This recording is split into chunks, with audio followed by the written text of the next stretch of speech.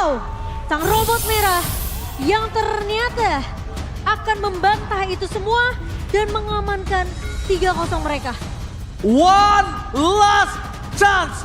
Satu nyawa terakhir untuk RRQ dan match point untuk Bigetron Alpha. So, FPL Playoff Arena, mana tepuk tangannya? Let's go menuju ke arah land of down. Wah, aku sudah tidak sabar untuk melihat game yang ketiga kali ini. Karena ini akan menjadi penentu titik yang akan kita saksikan. Apakah menjadi titik terendah atau titik tertinggi?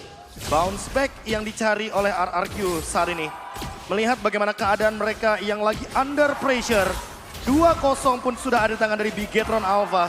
Serta rotasi yang mulai tercipta. Pressure di area gold lane. Digi Bruno. Metode rank games yang sering kita saksikan. Dan bahkan sudah mulai tercipta di area gold lane-nya.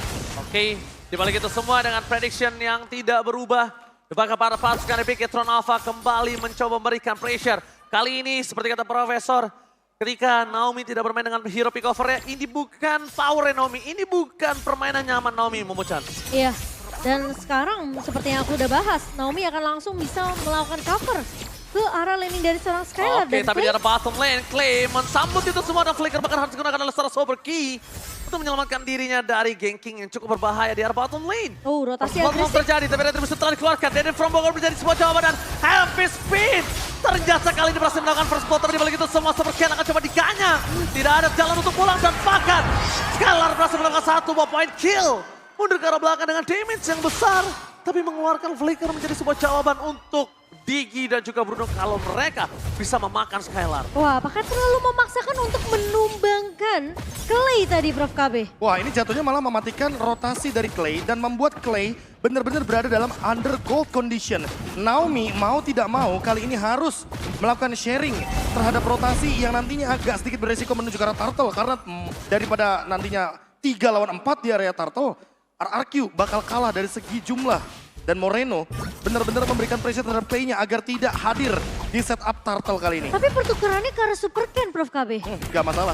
Lagi dan lagi rotasi dipegang sama Varsha. Oke, nampaknya di depan sana. Langsung ada satu retribution from Super Ken kembali. Untuk ke arah Versik masih ada puncher. Dan ternyata tidak ada jalan untuk pulang. Versik, where are you going?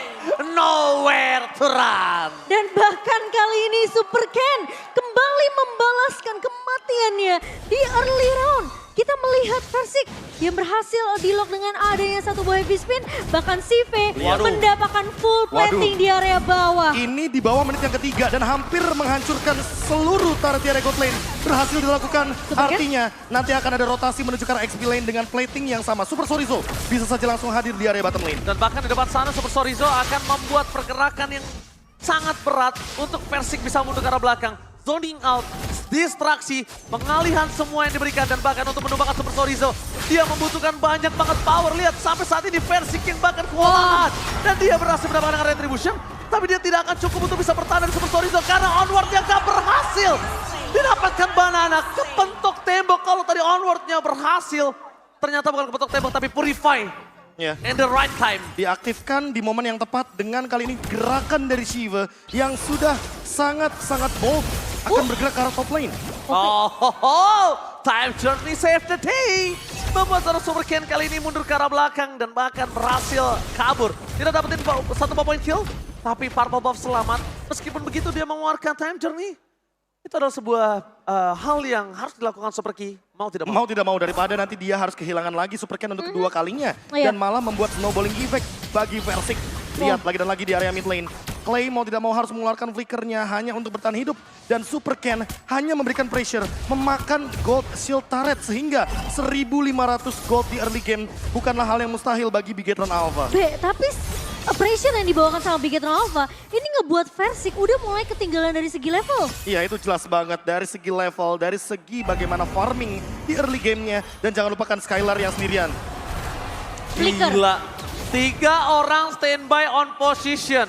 Dan bahkan Flicker di-trigger ketika team fight dari Turtle di arah gold lane, Momochan. 2 flicker yang mahal untuk RRQ berhasil debate oleh Bigetron Alpha. Sehingga Turtle-nya sekarang ini bakal jadi marah bahaya kalau RRQ mereka terlalu memaksakan untuk kontes di area turtle ya. Dan ini dia, sebuah rotasi di area X-Pillen yang sudah ditumbangkan juga 2 platingan full bagi Shiva. Diamankan begitu saja di early game kali ini. Dengan pressure seperti ini Skylar benar-benar kesulitan, tidak bisa melakukan farming dimanapun. Super Ken, apakah dia bakal jump in? Oh, nggak bisa. Dia nggak bakal bisa dapetin karena terlalu banyak perimeter tembok yang dimiliki oleh para pasukan dari RRQ. Meanwhile di balik sana Banana dipoki damage oleh Super Sorizo. Benar-benar nyaman. Lihat head to head yang sangat berat untuk dari Coldplay. Kali ini membuat suara Skylar harus mundur ke arah belakang. Tidak bisa catch up, tidak bisa mengimbangi CV. Zoning out terlalu banyak untuk suara Skylar dan bahkan audience prediction. Mereka membuat Bigetron mendapatkan 41%. Dan bahkan di depan sana Super Ken dapetin satu papar pompa para pasukan dari RRQ. Mereka nge-teamfight dengan sangat besar. Dapat satu point kill. No passing for this time. Time journey save the day. Oh my god, ini bencana. 3 turret selama 5 menit game berjalan sudah bisa dikantongi oleh Bigetron. Dan bahkan mereka mendapatkan keunggulan dari segi network sebanyak 3.100 B. Dan Bayangkan 2 platingan Cimomo, 3.000 bukanlah hal yang mustahil. Ini bisa snowballing sampai 5.000 ketika nanti ada turtle yang ketiga. kritikalnya 1.500. Dan itu yang dicari sama Shiva, early advantage dari gold lane. Swing semua terlihat Platingannya gold ya. semua ada. XP lane pun dimakan hanya dalam kurun waktu 4 menit 50 detik. Dan itu semua platingannya beserta turretnya hancur seketika. Wah, 5.500 di tangan seorang CV dan pemain dari Bigetron Alpha mereka tahu kunci mereka harus press dari Versik dan juga Skylar. Dan ini pelan-pelan ya, kalau misalkan snowballingnya berhasil, itu awalnya bakal dari combo Banana Clay. Tapi di bottom lane, Lagi-lagi Berhasil flicker. menghindari sedikit pergerakan tapi Banana Primal Wardnya for nothing.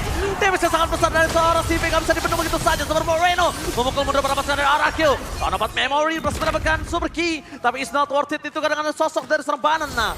Yap, dan bahkan Sorizo juga udah mulai datang untuk mengganggu invasi ke area jungle dari tim RRQ. Sementara Bigetron Alpha, mereka cukup dengan metode pick off satu persatu aja, Be. ya satu persatu mulai dari Banana. Karena balik lagi, ini bukan Naomi yang bakal buat setupnya, tapi Banana. Betul. Dengan editnya, dengan onwardnya. Dan jangan lupakan bahwa super key tidak memicu sama sekali time journey-nya. Masih disimpan. Kayak tujuannya untuk Shiva. Menurut aku Banana flickernya penting banget sih. Dia harus bikin satu momentum dengan dia flicker dan juga onward bersama Shatter. Dan Skylar, Buset ditempel habis satu buah Feather S-Rank mencoba untuk membuat damage tambahan. Tapi lihat Purify Gaming.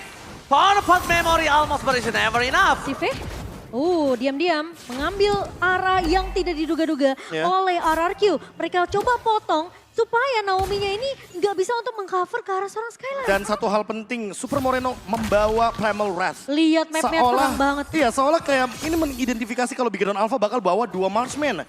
Yang satu magic damage, yang satu physical damage dengan Malefic Roar di tubuh dari Shiva. Ini bakal jadi ancaman, permainan front to back bisa dijalankan. Dan ingat, Lihat. ada Akai di depannya. Badan yang begitu tebal bersama dengan Uranus dan ditambah dengan time journey dari Super Key. Ini formasi dari Bigetron Alpha sulit untuk dibendung. Oh my god, Versik bakal coba dipaksa. Masih ada satu heavy spin yang dihindari oleh para pasukan RRQ. Mundur ke arah belakang, mereka tidak mau tim fight yang lebih lanjut. Tapi di menit yang ke-8, mereka di kandang di dalam kastil mereka sendiri. Iya, 6 turret sudah dikantongi oleh Bigetron Alpha. Dan sekarang invasi jungle-nya akan semakin dominasi oleh sang rumput merah. RRQ, mereka masih punya kesempatan sebenarnya. Tapi lagi-lagi, momentum yang penting harus diciptakan dari seorang Banana. Di follow up dengan adanya Clay dan juga Skylar. Dan Bigetron Alpha, apakah Super Key yang ternyata menjadi jawaban di game ketiga kali ini bisa ditargetkan terlebih dahulu oleh RRQ, Be? Oh. Dan Lord kali ini kayaknya bakal jadi penting banget untuk teman-teman dari Bigetron Alpha karena mulai snowballing sampai 6.000 dan bahkan Super Sorizo-nya menjalankan 2 lane sekaligus. Ini karena ada teman saya yang datang, kita mau mengucapkan selamat datang kepada Bapak Lord yang terhormat. Dan bahkan tim fight di depan sana, Laser Banana yang dipukul mundur. Membuat para pasukan dari RRQ mereka harus melepaskan Lord kali ini. Selamat datang Cornet di Mahaka Square. Oke. Sebagai salah satu caster MPL juga dulunya. Berikan tepuk tangan untuk Cornet. Banyak kangen ya, banyak yang kangen sama Cornet nih ya. Akhirnya datang juga. Dan Lord pertama yang berhasil disecure oleh Bigetron Alpha. Dengan lagi-lagi keuntungan dari Lord ini akan semakin besar untuk Big Hero Alpha. Hampir menyentuh angka 7.000 Oh. di tangan dari Big Hero Alpha di menit ke-10. Dan bahkan lihat damage dealt yang diberikan dari Super Key dengan pokingan damage dari alarm time bomb-nya. Hampir membuka semua map yang ada. Itu yang aku bilang. Dan Map Wind keren of banget. Nature-nya juga ready dari Shiva. Ini bakal jadi satu push yang berbahaya sehingga membuat RRQ perlu menjaga posisi mereka. Jangan sampai ada yang terpick off. Oh, Vader Extract telah dikeluarkan. Ingat tetesannya itu punya batas. Menuju ke arah mid lane, fokus ke arah belakang, berhasil mendapatkan banana, flicker ke arah belakang. Best turretnya terpecah, tapi para pasukan RRQ mereka masih ada time journey yang tidak bisa ditembus sama sekali. Lihat damage yang diberikan dari Sive, terlalu sakit. Dan bahkan best turret akhirnya berhasil diselamatkan. Tapi dibalik itu semua, hantaman yang terlalu keras ternyata diberikan oleh RRQ.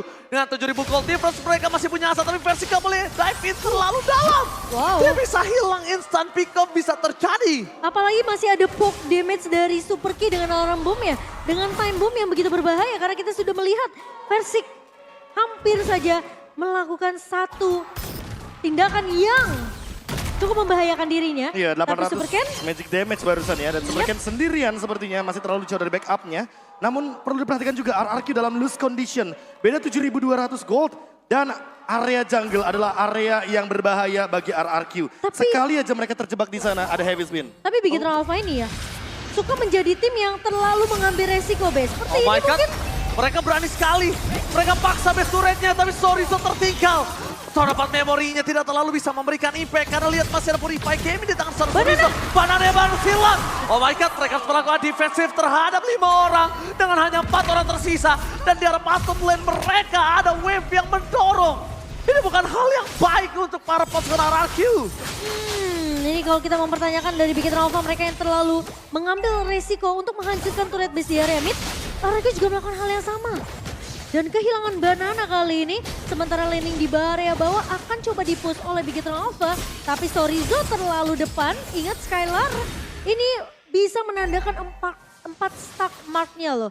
Dan damage dari seorang Skylar dengan top up memory tentunya bisa aja menumbangkan seorang Sorizo. Tapi Iya. satu hal yang cukup menakutkan adalah kalau mereka dipaksa keluar dari kastilnya.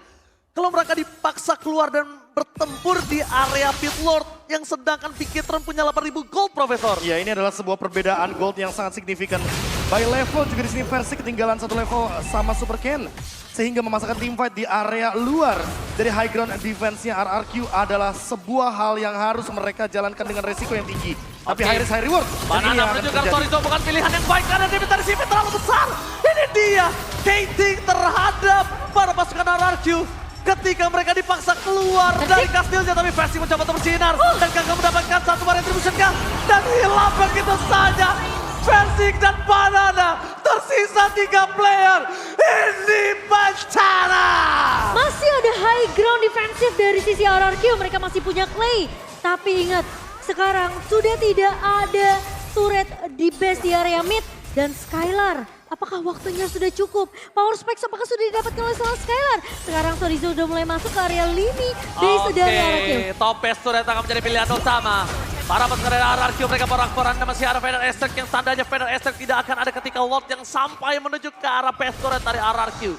Ini RRQ mencoba untuk mempertahankan dirinya dengan 5 player yang tersisa. Kali ini dengan gold yang terlalu jauh. Mereka harus mempertahankan Enhance, Lord, dan base mereka terbuka dengan sangat bebas. 2 wave mendorong menuju ke arah baseline. Best turret menjadi pilihan utama. Menuju ke arah belakang, mereka kehilangan Banana kembali. Tidak ada damage yang bisa diberikan. Terlalu beri dari seorang Super Moreno. Dan bahkan para pasukan dari Big Hero Alpha mereka memporak-porandakan 3 player dan The King has fallen. Sejarah yang tidak diinginkan RRQ telah terukir. Sang robot merah menghancurkan kerajaan yang sudah berdiri kokoh selama berseason-season. Tidak pernah terbayangkan RRQ tidak hadir di N-Series. Finn, the